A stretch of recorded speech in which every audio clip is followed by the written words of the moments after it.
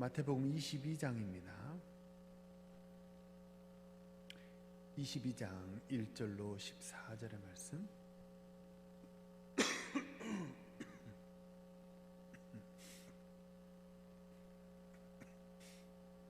마태복음 22장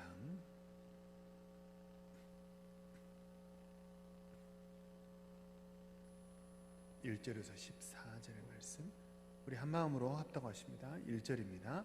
예수께서 다시 비유로 대답하여 이르시되 천국은 마치 자기 아들을 위하여 혼인잔치를 베푼 어떤 임금과 같으니 그 종들을 보내어 그 청한 사람들을 혼인잔치에 오라 하였더니 오기를 싫어하거늘 다시 다른 종들을 보내며 이르되 청한 사람들에게 이르기를 내가 오찬을 준비하되 나의 소와 살찐 짐승을 잡고 모든 것을 갖추었으니 혼인잔치에 오소서 하라 하였더니 그들이 돌아보지도 않고 한 사람은 밭으로 한 사람은 자기 사업하러 가고 그 남은 자들은 종들을 잡아 모욕하고 죽이니 임금이 노하여 군대를 보내어 그 살인한 자들을 진멸하고 그 동네를 불사르고 이에 종들에게 이르되 혼인잔치는 준비되었으나 청한 사람들은 합당하지 아니하니 네거리 길에 가서 사람을 만나는 대로 혼인잔치에 청하여 오라 한데 종들이 길에 나가 악한 자나 선한 자나 만나는 대로 모두 데려오니 혼인잔치에 손님들이 가득한지라. 임금이 손님들을 보러 들어올새 거기서 예복을 입지 않은 한 사람을 보고 이르되 친구여 어찌하여 예복을 입지 않고 여기 들어왔느냐 하니 그가 아무 말도 못하거늘 임금이 사원들에게 말하되 그 손발을 묶고 바깥 어두운 데에 내든지라. 거기서 슬피 울며 이를 갈게 되리라 하니라. 청함을 받은 자는 많되 택함을 받은 자는 적으니라. 아멘. 가능하면 수요일은요, 제가 이제 새벽 기도 본문 중에 주말에 우리가 이제 토요일 주일은 이렇게 새벽 기도가 없으니까 주말 본문을 가능하면 좀 이렇게 수요일에 좀 다루어 드리려고 그렇게 해요. 오늘이 아마 이제 우리 새벽에 오늘 23장 이렇게 나갔나요? 그렇죠? 자, 오늘은 이제 22장 이제 아마 지난 주일 토요일 주일의 본문이었을 거예요. 여기 이제 이 비유의 지금 핵심은 14절입니다. 14절에 보면 이렇게 나와요. 청함을 받은 자는 많되 택함을 입은 자는 적으니라. 그죠? 14절 말씀이 이제 모든 내용을 압축해서 이렇게 말을 하고 있어요. 청함을 받은 자는 많되 택함을 받은 자는 적다. 그러니까 이 본문은 청함과 택함에 관한 비유라는 말씀이에요. 그러면 하나님의 청함은 어떤 의미가 있고 하나님의 택함은 어떤 의미가 있는지, 그죠? 청함과 택함은 전혀 다른 거잖아요, 그죠? 네, 그 내용들을 이제 각각 오늘 좀 짧게 살펴보려고 해요. 자, 먼저 청함에 대한 말씀입니다. 청함, 하나님이 우리를 부르신다는 거죠. 하나님이 청하실 때 어떻게 하라는 거예요? 영접하라는 거예요. 하나님이 우리를 청하실 때 그 하나님의 요청을, 청함을 거절하지 말고 영접하라, 응답하라, 받아들여라. 그게 이제 핵심이요. 근데 사실은 너무 당연한 말씀 같잖아요. 근데 그렇게 하지를 못하니까 주님이 이 비유를 드신 것 아니겠습니까? 거절하는 이유가 짧게 오늘 본문은 기록이 되어 있어요. 3절에 보니까 그 종들을 보내어 청한 사람들을 혼인잔치에 오라 하였더니 오기를 싫어하거늘. 그렇죠? 그래서 이게 또 5절을 보면 이제 왜 싫어했는가 보니까 한 사람은 자기 밭으로, 한 사람은 사업하러 가고 그랬다는 거예요. 근데 이제 누가복음 14장에도 똑같은 비유가 이렇게 나와 있거든요. 누가복음 14장에 보면 이 비유의 이제 거절의 이유를 조금 더 자세히 알 수 있는데 14장 18절에 보면 밭을 샀으니 나는 밭에 가봐야 되겠다. 19 9절. 소 5겨리를 샀으니까 그 소 5겨리를 시험하러 가봐야 되겠다. 그죠? 5겨리니까 한 겨리는 2마리예요. 그러니까 이제 10마리가 되겠죠. 20절에 보니까 장가 들어서 가봐야 되겠다. 이렇게 여러 이유들을 얘기를 해요. 거절한 이유가 뭔가요? 밭을 샀으니까, 소를 샀으니까. 표면적으로는 그렇게 나오는데 진짜 이유는 뭐예요? 거절한 진짜 이유는요, 주님의 초대보다 내일이 더 소중하기 때문이에요. 우선순위가 지금 잘못되어 있기 때문이에요. 주님의 초대보다 내일이 더 소중하고 주님의 초대보다 내 결정이 더 위에 있어요. 그러면 거절한다는 거예요. 한마디로 뭐예요? 자아가 살아있으면 거절하게 된다는 거예요.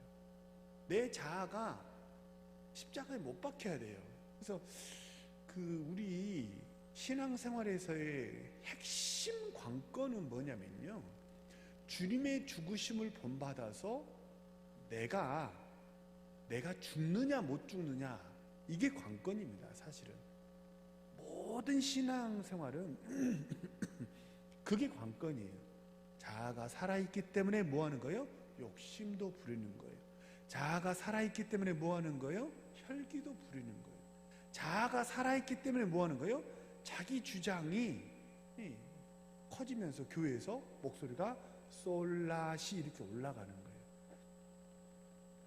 결국에는 주님이 살고 내가 죽어야 되는데 거꾸로예요. 내가 살고 주님이 죽기 때문이에요.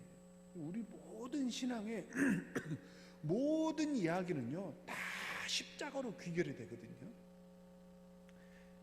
이번 주 주일날에도 이제 오늘 좀 설교 초안을 좀 작성했는데, 이번 주 주일날 설교도 이제 십자가에 관한 설교거든요. 모든 것은 십자가로 귀결이 됩니다. 그러니까 오죽하면 우리 기독교의 심볼, 기독교의 상징이 뭐예요? 십자가죠. 교회의 상징은 뭡니까? 종탑에 십자가가 있는 거잖아요. 십자가가 있는 걸 딱 보고 우리는 뭘 알 수 있는 거예요? 아, 여기가 교회구나 라고 하는 걸 알 수 있죠. 십자가는 주님이 죽으셨던 십자가이기도 하지만 어떤 십자가이기도 합니까? 내가 죽은 십자가이기도 해요. 그래서 그저께 새벽에도 제가 말씀드렸지만, 날마다 자신에게 복음을 전해야 돼요. 날마다 자신에게 복음을 전한다는 것은 예수 믿기 전이었다가 예수 믿을 때 한 번 딱 영접하고 끝나는 게 복음이 아니에요. 날마다 자신에게 복음을 전해야 돼요. 그래서 뭐 해야 돼요? 복음의 내용, 주님, 나는 죄인입니다. 내 마음에 들어오셔서 왕이 되어주시고 나를 다스려 주시옵소서. 이 고백을 날마다 해야 되는 거죠. 그래서 나의 정과 욕심, 갈라디아 서신은 그렇게 얘기를 해요. 그리스도 예수의 사람은 정과 욕심을 십자가에 못 박았느니라. 그죠? 나의 정, 그죠? 감정의 감정, 인간적인 욕심, 그런 거 십자가에 못 박아야 합니다. 내가 죽지 않으면요, 내가 이제 위로 올라가요. 주님보다 위에 올라가면 뭐라고 주님이 내게 말씀을 하셔도 어떻게 되냐면 내 결정이 주님보다 위에 있어요. 내가 주님 머리 꼭대기에 앉아 있는 거예요. 그러면 주님이 뭐라고 얘기를 해도, 아니 나는 그렇게 생각하지 않는데요, 이렇게 생각하면 이제 땡 되는 거죠. 땡. 주님의 말씀이 땡이에요. 땡. 나에게 있어서 주님의 말씀 땡이에요. 내가 늘 거절하니까. 근데 조금 더 이제 이 본문을 청함에 대해서 한 걸음 더 들어가 보면요, 이 비유는 조금 의외예요. 이 비유는 사실 고대 사회 문화와 하나도 맞지 않는 그런 비유예요. 왜냐하면 고대 사회에서 왕은 어떤 사람이에요? 청하는 사람이 아니에요. 고대 사회에서 왕은 어떤 사람입니까? 명령하는 사람이죠. 와라, 가라, 그죠? 내놔라, 이것저것 하라고 명령하는 사람이 왕이지 요청하는 사람이 왕 아니에요. 그렇잖아요? 고대 사회로 갈수록 우리나라도 조선시대의 왕의 말은 곧 법이잖아요. 그죠? 왕과 국가를 동일시하지 않습니까? 근데 이 왕은 어찌된 일인지 3절에 보면 이 왕은 의외예요. 혼인잔치에 사람들을 청하고 있잖아요. 여기서 왕은 누구를 상징합니까? 하나님 아버지를 상징하잖아요. 그럼 하나님 아버지는 우리에게 왜 명령하지 않고 왜 청하고 계십니까? 지난 주일 오후하고 그 전주 오후가 사실은 연결된 그런 오후 설교 두 개가 연결된 내용이었는데 결국은 이 말도 이제 연결되는 내용이에요. 똑같은 얘기입니다. 선악과를 두신 이유하고 똑같아요. 하나님이 우리에게 명령하지 않고 우리에게 요청하는 이유는 뭐냐면 억지 춘향이 원하지 않기 때문이에요. 하나님은 명령하지 않고 요청하시는 것은 우리의 신앙이 억지가 되게 하지 않기 위해서예요. 로봇 하나님은 원하지 않으세요. 그래서 제가 지난주인가 지지난주인가 수요 예배 때도 한번 말씀드렸죠. 나와야 하기 때문에 나오지 마시고 뭔가 수요 예배에 나오셨으면 뭔가 하나 딱 이렇게 잡고 가시라. 억울하지도 않냐. 시간 내서 왔으니까 응답 받고 메시지 받고 그러고 돌아가시라. 제가 말씀드렸잖아요. 하나님은 아무런 교감이 없이 그냥 로봇처럼 시키면 하는 그런 관계를 절대 우리와 원하지 않으세요. 그래서 어떻게 하시는 거예요? 청하시고 계시는 거예요. 왕답지 않게 명령하지 않고 청하고 계시는 거예요. 여기서 이제 2절에 보면 혼인잔치를 베푼 어떤 임금과 같다 이렇게 얘기하는데 이 혼인잔치는 헬라어로 가모스예요. 이 가모스라는 말의 뜻이 뭐냐면요, 이거는 그냥 먹고 마시는 잔치가 아니에요. 음식 대잔치 이런 게 아니에요. 여기서 말하는 가모스라는 말이 갖는 의미는 뭐냐면요, 결속을 다지는 잔치란 뜻이에요. 왜 부산 사람들이 건배 살 때 우리가 그러면 뭐라고 하냐면 남이가 그러죠. 한번 해볼까요? 우리가 건배를 기시선 맞습니까? 이게 건배를 우리는 술 안 먹어서인가 잘 못하시네. 한번 내볼게요. 제가 우리가 그럼 남이가 하시는 거예요? 우리가. 네. 그럼 이제 한 번 더 할게요. 이제 심화학습. 우리가 그럼 남이가 하시고 주님의 영광을 그러면 위하여 하시는 거예요. 다시 시작. 우리가 주님의 영광을. 우리 이제 동욱교회 이제 그 사콜 사이다 콜라 이제 건배사예요. 그런 거 하면서 뭐라고 그래요? 이제 이 잔치는 그렇게 우리가 하나 되는 것을 다지는, 결속을 다지는 잔치가 가모스라는 잔치예요. 그러니까 하나님은 우리에게 잔치를 배설하시는데 그것을 명령하지 않고 이렇게 요청하는 이유는 뭐냐면 억지 춘향이 원치 않아요. 결속을 다지기를 원하셨기 때문이에요. 그래서 하나님은 진짜 우리가 부부관계처럼 사랑으로 딱 하나 되는 그것을 원하셨기 때문이에요. 그래서 왕은 진짜 진심으로 백성들에게 이렇게 요청하고 계세요. 근데 백성들은 어떻게 했어요? 진심으로 왕의 요청을 거절했어요. 그게 문제예요. 자기 일에 빠져 있기 때문에 그래요. 자기 일을 우선순위에 두면 그렇게 되는 거예요. 왜? 혹시 이제 그 손주들 한번 봐보세요. 손주들 보시면 게임 중독에 빠진 손주들 혹시 있으십니까? 손주들 한번 봐보세요. 뭔가 이렇게 그런 말이 있어요. 자식에게 스마트폰을 쥐어줘서 자식을 망치지 스마트폰 안 쥐어줘서 자식 망치는 그런 법은 없다, 그런 말이 있거든요. 근데 스마트폰 주면 아이들이 대부분 어떻게든지 그게 학교 친구들한테 배워가지고 게임을 깔아요. 게임을 제가 우리 아이도 보면 학원에 이렇게 어떨 때 이렇게 제가 가보면요, 저는 주로 이제 가능하면 엘리베이터 안 타고 계단으로 다니거든요. 근데 뭐 생활 속의 운동 뭐 그런 거 하려고 운동할 시간이 부족하니까. 근데 계단으로 다니면 진짜 답답해요. 그 계단을요 아이들이 다 이렇게 이렇게 하고 좀 계단을 들락날락해요. 이거 보면 뭘 보나 이렇게 보면요, 어떤 아이는 유튜브 보기도 하는데 어떤 아이는 다 게임이에요. 게임에 빠져 있으면요 그런 말이 들리지 않아요. 게임에 빠져 있으면요 공부하라는 말도 들리지 않고요, 밥 먹으라는 말도 들리지 않고요, 이제는 씻고 잘 때가 됐다고, 야야 이제 10시 넘었어 씻고 자야지, 아무리 말을 해도 귀에 들어오지 않아요. 왜요? 퐁 빠져 있으니까 그런 거예요. 퐁 빠져 있으니까.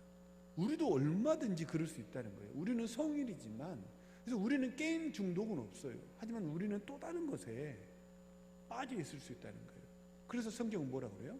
술 취하지 말라, 이는 방탕한 것이니 오직 성령 충만을 받으라. 이 술은 말 그대로, 문자 그대로 먹는 술을 말할 수도 있어요. 술 먹는 사람 보면요, 술은 진짜 천하에 못 쓸 거야 진짜. 그렇잖아요? 술 먹으면 사람이 그냥 획 멍멍이가 돼버리잖아요. 분명히 사람이었는데 술 먹으면 멍멍이가 돼버리잖아요. 완전히 사람이 바뀌잖아요. 그리고 술 깨면 제정신이 되면 내가 왜 그랬냐고, 나 언제 그랬냐고 도로 순한 양이 되고. 근데 문자 그대로 술을 말하기도 하지만 내가 뭔가 퐁 빠져 있는 게 다 뭐냐면 술이에요. 여가에 빠져 있으면 여가가 술이고요, 돈에 빠져 있으면 돈이 술이고요, TV에 빠져 있으면 TV가 술이에요. 빠져 있으면 주님의 말씀이 들리지가 않는 거예요. 그렇게 되는 거죠. 자, 한 번 거절은 그럴 수 있어요. 근데 왜 거절이 습관이 된다는 말 꼭 기억하시기 바랍니다. 거절도 자꾸 하면 뭐가 돼요? 습관이 돼요. 그래서 한 번은 내가 거절할 수 있거든요. 다른 일이 있어서, 부득불한 일이 있어서 그렇게 될 수 있는데, 한 번은 두 번이 되고요, 두 번은 습관이 되고, 습관은 뭐가 돼요? 인격이 된다는 걸 꼭 기억하세요. 그래서 거절을 자꾸 하면 이 거절이 습관이 돼요. 우리 주변에도 보면요, 그 말을 부정적으로 하는 것이 완전히 찐이 박혀 있는 사람이 있어요. 제가 이제 그 믿지 않는 사람들 만나가지고 요새 이제 자꾸 우리 성도님들도 제가 신방을 하지만 믿지 않는 사람들로 만나가지고 이런저런 대화를 자꾸 나누고 그러거든요. 그래가지고 이제 전도하려고, 그래서 이제 어떤 어머니들이 이제 우리 교회에 이제 오기도 하고 그러잖아요. 근데 지난주에 이제 오셨던 분도 있고 그렇죠. 근데 제가 어떤 분을 만나서 예수 안 믿는 사람인데요, 만나서 얘기를 나눠보면요 너무 답답해요. 왜냐하면 그냥 하나부터 열까지 제가 이제 대화를 하려고 여러 대화의 소재를 꺼내가지고, 안 믿는 사람이니까 예수 이야기는 할 수가 없으니까 그냥 이런저런 얘기를 하는, 육아 얘기도 하고, 그 다음에 안 믿는 사람들은 또 돈 좋아하니까 뭐 주식 얘기도 좀, 저는 모르지만 이렇게 경제 뉴스를 날마다 들으니까 들은 풍월로 이런 얘기 저런 얘기도 하고 그러는데요, 말 꺼내면 10가지 꺼내면 10가지 다 네거티브 하는 사람이 있어요. 그냥 맨날 아니요 그게 아니에요, 그게 안 되더라고, 맨날 이렇게 고개를 도리도리해요. 무슨 아가도 아니고 도리도리 잼잼하는 것도 아니고 맨날 고개를 이렇게 저어요. 그러니까 뭐가 되냐면 이 부정이, 네거티브가, 시니컬한 그의 말투가 뭐가 된 거예요? 인격이 돼버린 거예요. 인격으로 자리가 잡히면 뭐가 되냐면 이게 둥지를 튼 거예요. 집을 지은 거거든요. 근데 이제 루터가 그런 얘기를 하잖아요. 새가 머리 위에 지나가는 것은 어쩔 수 없지만 둥지를 트는 것은 막아야 되지 않겠냐. 근데 부정적인 생각이 휙 지나갈 수는 있어요. 근데 그거 한 번, 두 번 허용하기 시작하면 어떻게 되는 거예요? 둥지를 틀어요, 둥지를. 그래서 거절이 습관이 되는 부정이 습관이 되는 그런 사람이 있어요. 교회 안에도 있습니다. 안 믿는 사람은 그런 게 아니에요. 교회 안에도 보면 무슨 얘기를 하면 어떻게든지 그것을 꼭 그대로 원한 그대로 하지는 않더라도 원한 그대로는 하지 않더라도 그 의견을 말한 취지가 있을 거 아니에요. 예를 들면 난방을 하자. 그러면 난방을 하자는 그 취지가 이유가 있을 거 아니에요. 그 의도를 잘 살려가지고 어떻게든지 안건을 살려가지고 방법을 찾는 사람이 있고, 어떤 사람은 안 돼요, 안 돼요. 난방을 하면 전기세가 많이 나가니까 안 돼요. 그리고 보일러를 틀면 그러면 가스비가 많이 나오니까 안 돼요. 그리고 그럼 이리도 안 되고 저리도 안 되고 그럼 어떻게 하자는 거예요? 방법은 없어. 방법은 없어. 예를 드는 거예요. 그럼 맨날 네거티브예요. 부정이 습관이 되는 게 있어요. 쓴소리도 마찬가지입니다. 처음에는 내가 쓴소리를 내가 합니다. 필요해서 내가 처음에는 쓴소리를 하지만 쓴소리를 자꾸 하면 어떻게 돼요? 처음에는 내가 쓴소리를 하지만 나중에는 쓴소리가 인이 박히고 둥지를 틀게 돼요. 그래서 나도 모르게 말이 항상 찌르는 말이 되고 바늘처럼 송곳처럼 찌르는 말. 그래서 내 주변에 사람들이 나한테 말을 안 걸어요. 그렇게 되는 거예요. 그래서 우스갯소리인데요. 우스갯소리인데 살리고는 노래방에서만 하는 게 아니에요. 우스갯소리인데 저는 노래방도 안 가지만 모르지만 살리고는 노래방에서만 하는 게 아니에요. 일상 대화에서 뭐 해야 돼요? 자꾸 말이 상대방의 말을 뭐 해야 돼요? 영접해야 돼요. 말을 받을 줄 알아야 돼요. 말을 튕겨내면 안 돼요. 제가 만났던 그분은요, 그냥 저는 마징가 제트인 줄 알았어요. 무쇠팔 무쇠다리 로켓 주먹이야. 왜냐하면 다 튕겨내요. 뭔 말을 하면 쑥 이렇게 영접을 해야 되는데 자꾸 튕겨내는 거예요. 사람하고 그렇게 자꾸 말을 튕겨내고 그러잖아요. 그러면 주변에서 사람이 떠나가요. 근데 사람이 축복의 통로인데 사람이 떠나가면 받을 축복 못 받는 거 아니겠습니까? 그래서 거절도 처음에는 내가 하지만 거절의 습관이 될 수 있어요. 그래서 나중에는 뭐 또 거절하는 거예요? 주님의 말씀도 거절하는 그런 사람이 돼버리는 거예요. 우리는 반대로 해야 됩니다. 우리는 반대로 해야 돼요. 신앙생활은 뭘로 시작을 해요? 복음을 영접함으로 신앙생활이 시작되는 거 아닙니까? 그래서 신앙생활은 그 시작이 뭐냐면 고백으로 시작하고 영접으로 시작하거든요. 그러니까 자꾸 뭐 해야 돼요? 우리는 영접하는 그런 우리 동울의 성도님들 되시기를 간절히 소망합니다. 영접해야 돼요. 그 우스갯소리로 농담도 영접해야 웃는다고. 누가 우스갯소리를 했는데 그거를 탁 튕겨내버리면 웃지 않는 거예요. 아재 개그라도요, 자꾸 영접하십시오. 영접이 습관이 되면 그의 복이 들어온다니까요. 자꾸 거절하니까 이스라엘 백성들이 어떻게 되었습니까? 오늘 본문에도 혼인잔치를 배설하는 왕의 요청을 거절하니까 어떻게 됐어요? 축복이 다른 사람한테 넘어가 버렸어요. 내가 거절하면 영원히 축복이 나를 위해서 기다리고 있는 게 아니에요. 버스 지나가 버리는 거예요. 이스라엘 백성도 하나님의 요청을 거절하고 축복을 거절하니까 어떻게 됐습니까? 구원이 이방에게 넘어가 버렸잖아요. 내가 거절하면, 자꾸 거절하면 고사되는 거예요. 고사되는 거예요. 자꾸 그래서 뭐 해야 돼요? 영접해야 돼요. 자꾸 영접하는 우리 성도님들 되시길 바랍니다. 주님이 말씀하시면요, 그러면 영접하세요. 영접하면 어떻게 되냐면 물이 들어옵니다. 영접하면 물이 들어오고, 물이 들어오니까 헐렁헐렁 노져가지고 더 깊은 축복으로, 더 큰 축복으로 나아갈 수 있게 되는 거예요. 주님의 말씀을 영접하시고 사람과도 다투지 마시고 자꾸 영접하셔서 수용성을 넓히시고 소화력을 가지셔서 더 큰 축복으로 항해해 나가시는 우리 주의 백성들 되시기를 주님의 이름으로 축복합니다. 청함에 대한 하나님의 말씀의 핵심은 뭐예요? 영접하라입니다. 누가 요청하면, 그죠? 거절하지 말고 영접하라. 이게 청함의 핵심이에요. 그러면 두 번째, 택함에 대한 핵심의 말씀은 뭐냐면요, 택함에 대한 핵심의 말씀은 예복을 입으라는 거예요. 택함을 받았어요. 그러면 뭐 해야 돼요? 예복을 반드시 입어야 돼요. 12절에 보세요. 12절에 보면요, 이르되 친구여 어찌하여 예복을 입지 않고 여기 들어왔느냐 하니 그가 아무 말도 못하거늘 그러잖아요. 자, 저를 보세요. 성경에 친구라는 말이 신약에 보면 두 가지 뜻으로 나와요. 근데 한번 보세요. 관계를 말하는, 관계의 의미로 친구, 그럼 이건 좋은 뜻입니다.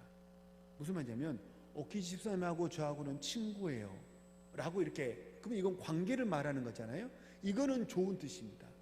그러니까 관계로 친구를 말할 때는요, 속내를 다 터놓을 수 있는 그만큼 친밀한 사이다 라고 말할 때 친구라고 말합니다. 요한복음 15장 13절 14절에 보면요, 사람이 친구를 위하여 자기 목숨을 버리면 이보다 더 큰 사랑이 없나니 너희는 내가 명하는 대로 행하면 곧 나의 친구라. 주님이 이렇게 말씀하세요. 그러니까 여기서 말하는 친구는 좋은 뜻이에요, 나쁜 뜻이에요? 좋은 뜻이죠. 그러니까 관계로 친구라고 말할 때, 은혜 집사님은 나하고 친구요? 거절이요? 영접하라니까. 좀 같이 도매급으로 이렇게 중년으로 넘어간다는 그런 느낌을 갖지 말고, 은혜 집사님 나하고 친구요? 그래도 대답이 안 나와.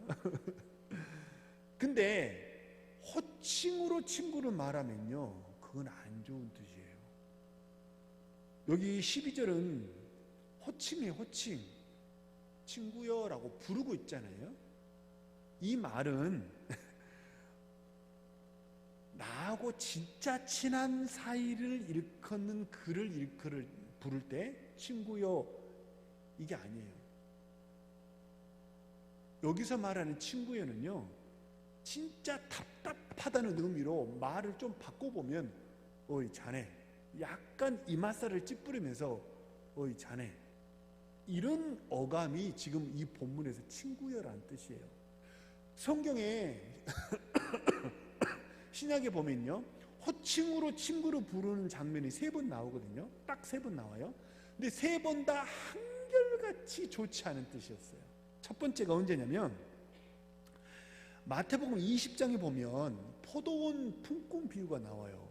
이른 아침 6시에, 9시에, 11시에, 15시에, 17시에 포도원에 놀고 있는, 장터에 보니까 놀고 있는 사람들이 있어서 포도원에 들여보냈다. 그리고 한 데나리온을 약속했는데 그 한 데나리온을 그들에게 다 나누어 줬다. 그런 비유가 마태복음 20장에 나오거든요. 근데 거기서 제일 일찍 들어갔던, 이른 아침 일찍 들어갔던 이 사람이 맨 나중에 온 사람, 오후 5시에 온 사람이 한 데나리온 받는 걸 보고 나는 더 받겠지? 이런 생각을 했는데, 아니 웬걸, 나도 한 데나리온 밖에 안 주거든요. 그래서 되게 마음에 불평과 불만이 있었거든요. 그에게 포도원 주인이 하는 얘기예요. 주님이 하는 얘기죠. 마태복음 20장 13절에 이렇게 나옵니다. 들어보세요. 주인이 그 중에 한 사람에게 대답하여 이르되 친구여, 내가 내게 잘못한 것이 없노라. 내가 나와 한 데나리온의 약속을 하지 아니하였느냐. 야, 내가 너한테 뭐 잘못했어? 너하고 나하고 계약이 뭐야? 한 데나리온이잖아. 한 데나리온 줬잖아. 너한테 박하게 준 게 아니고 저 사람한테 내가 후하게 준 것뿐이야. 근데 왜 너가 나한테 지금 이렇게 불만을 표시하고 나한테 그렇게, 나를 그렇게 쳐다보고 그런 말을 하니? 왜 그래? 여기서 이런 뉘앙스로 주님이 말씀하실 때 뭐라고 불러요? 친구여라고 불러요. 안 좋은 의미예요. 두 번째는요, 제일 안 좋은 경우예요. 가룟 유다를 일컬어서 주님이 뭐라고 하냐면 친구여 이렇게 부릅니다. 가룟 유다가 이제 주님과 최후의 만찬석상에서 이렇게 있다가 이 대제사장들에게 주님을 팔아버리려고 나가잖아요. 그래가지고 이 감람산에서 기도하시는 주님과 만나요. 주님과 가룟 유다가. 그러니까 주님이 가룟 유다에게 얘기합니다. 마태복음 26장 50절, 예수께서 이르시되 친구여 내가 무엇을 하려고 왔는지 행하라 하신대 이에 그들이 나와 예수께 손을 대어 잡는지라. 배반하는 상황이에요. 배반하는 상황. 그래 왔어? 그래 네 할 거 해. 자, 굉장히 좀 불편한 마음이에요. 그리고 마지막 한 번이 오늘 본문이에요. 친구여 어찌하여 예복을 입지 않고 여기 들어왔느냐.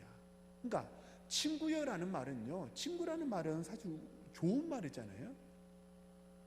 근데 관계로 친구로 말할 때 성경은 굉장히 아주 깊은 관계이다, 좋다라고 말할 때 관계에서의 친구는 좋은 뜻이지만 호칭으로서의 친구는요 단 한 번도 좋게 쓰인 적이 없어요. 딱 3번 나왔는데 3번 다 그냥 어감이 어떤 거냐면 어이 자네 약간 이만 답답하다, 그리고 어이없다, 그리고 배신감을 느끼는 그런 마음으로 어이 자네 왔어? 왜 그래? 네, 그런 의미로 그런 정도의 어감으로 친구여 이렇게 부릅니다. 그러니까 약간 여기서 말하는 친구여는 격이 떨어지는 거예요. 그전에는 제자였는데 우리는 하나였는데 지금 뭐예요? 그냥 격이 떨어진 거예요. 어이 자네 이렇게 돼버린 거죠.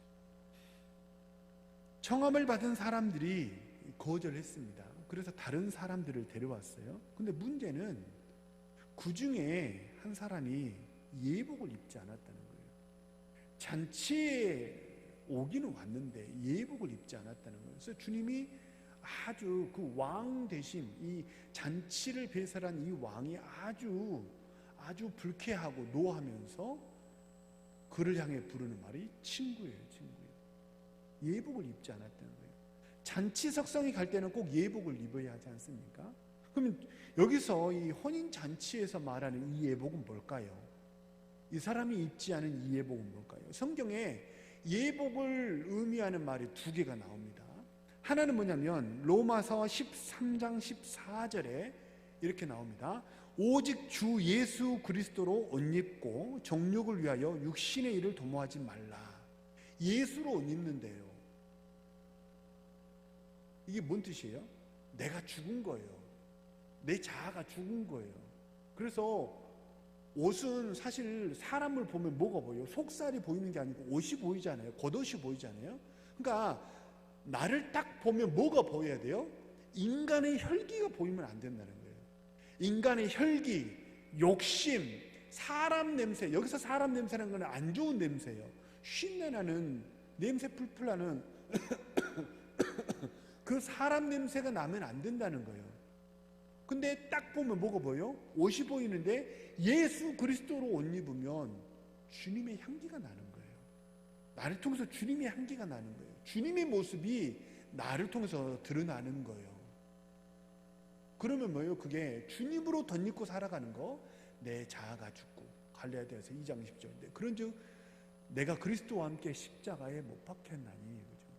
내가 그리스도와 함께 십자가에 못 박혔나니, 내 자아가 죽어야 돼요. 아까 이제 첫 번째 청함을 받은 이야기하고 또 중복이 되죠. 자아가 죽어야 돼요. 그러면 뭐예요? 그리스도로 옷 입은 거예요. 근데 혼인 잔치에 왔는데 자아가 여전히 살아있어요. 사람 냄새 펄펄 나는 거예요. 그게 합당하지 않다는 거예요. 그래서 주님으로 옷 입는 게 첫 번째고, 요한계시록에 보면요 뭐라 그러냐면 세마포 옷을 입으라 그래요. 세마포 옷을 입으라. 근데 이 세마포 옷은 뭐냐? 성도의 옳은 행실이라 요한계시록은 그렇게 말합니다. 그러니까 그리스도 옷 입고 그리스도인답게 살아가는 거, 그게 뭐예요? 우리가 입어야 할 예복인 줄로 믿습니다. 예복을 입어야 돼요. 그래서 교회에 들어오실 때, 교회에 들어오실 때 자아가 살아서 들어오면 안 돼요. 교회에 들어올 때는 십자가 메고 들어오는 거예요. 십자가를 메고 들어와야 돼요. 주님이 지셨던 십자가를 우리가 메고 들어온 거예요. 육신적으로 이렇게 십자가를 메고 들어올 필요는 없지만 어떻게 돼요? 우리 마음속에 내 자아를 죽이고, 하나님 오늘 또 내가 죽고 주님이 살기를 원합니다, 이런 마음을 가지고 하나님의 성전을 출입하시기 바랍니다. 하나님의 백성들을 만날 때, 세상 사람들을 만날 때 우리가 소금이 되고 빛이 된다. 무슨 뜻이에요? 소금이 되고 빛이 되려면 뭐 해야 돼요? 자아가 죽어야 돼요. 내가 죽어야 돼요. 내 혈기, 내 고집, 내 욕심이 죽어야 돼요. 그리고 뭐가 나타나는 거예요? 주님이 나타나야 돼요. 오직 나를 통해서 하나님의 말씀이 드러나고 말씀이 이루어지는 것들을 나에게서 보고 하나님의 성품이 드러나잖아요. 그럼 그게 뭐예요? 그리스도로 옷 입은 거예요. 그러면 그리스도로 옷 입으면 어떻게 됩니까? 비로소 잔치상 받게 되는 거예요. 잔치상. 진짜 잔치 참여하는 사람이 되는 거예요. 그리스도로 옷 입으면 내가 그리스도와 함께 십자가에 못 박혔느니 내가 죽을 것 같죠. 내가 죽을 것 같고 다 잃어버리는 것 같은데, 근데 주님으로 옷 입는 것이 비로소 우리가 잔치에 참여하게 되는 유일한 비결인 줄 믿으시기 바랍니다.